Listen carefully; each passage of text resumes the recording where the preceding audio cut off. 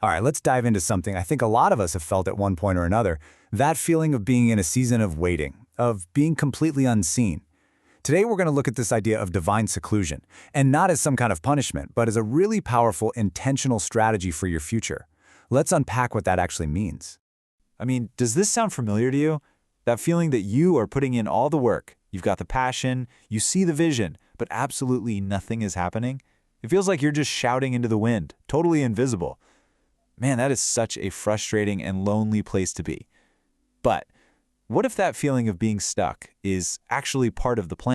And this is the big idea that flips everything on its head.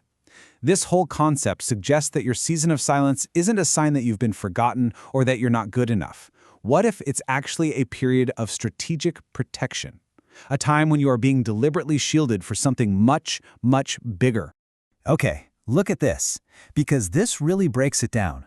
On the left, that's how we naturally see it, right? It feels like rejection. It feels like a total breakdown. It feels like punishment.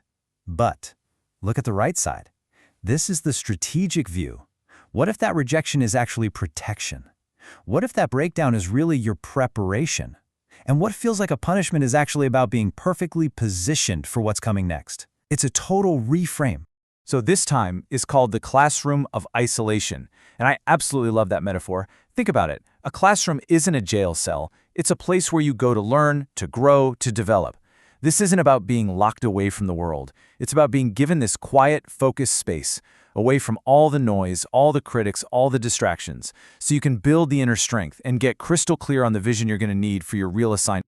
And you know, this isn't some new radical idea. It's a pattern you can see over and over again throughout history. So many of the most incredible, influential people had to go through a major period of being hidden, of being in total obscurity, long before they ever stepped into the spotlight. It's almost like it's a required course. I mean, let's just take David. Before he was King David, who was he? He was a shepherd boy. Nobody knew his name. He was just out there on the lonely fields with the sheep.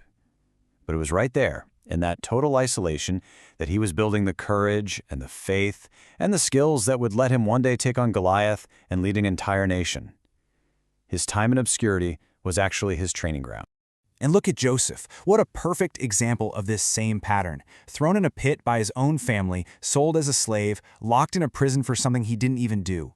You can't get much more hidden or rejected than that. But every single one of those terrible steps was preparing him, teaching him things he needed to know, forging his character so he could one day manage a crisis and save a whole civilization. The pit and the prison were the required prep work for the palace. And seeing these stories, well, it brings the focus right back to you, doesn't it? The question stops being, why is this happening to me? And it becomes, what is this time building in me? What are the skills you're sharpening right now, in the quiet? What kind of character is being built when no one is watching or clapping for you? See, this isn't just passive waiting, it's active preparation. So this time of seclusion, it's doing three really crucial things. First, it's vision protection. A new idea is fragile, and it can get crushed by negativity and doubt. This quiet time is like an incubator, keeping it safe. Second, it's strength building. Real, solid character isn't built on a stage with a big audience. It's forged in private, when you have to find the strength to keep going without any applause. And finally, it's noise cancellation. It's about tuning out all the other voices so you can finally clearly hear your own true calling. So, look, if you take just one thing away today, let it be this. Your current season of feeling invisible, unheard, or just stuck, it is not an accident, and I promise you, it is not permanent. It has a deep and profound purpose. This is your preparation. This is your classroom. This is the time when you are being molded into the person who can actually handle the incredible assignment that is coming your way. Because that's the final piece of this whole puzzle. Your time in hiding, it has an expiration date. It's not going to last forever. The bell is going to ring, that classroom door is going to swing open, and you will be called to step out. So the real question isn't if your season will end, it's will you be ready when it does? So I'll leave you with that. Are you using this time to prepare? Are you getting ready for your assignment?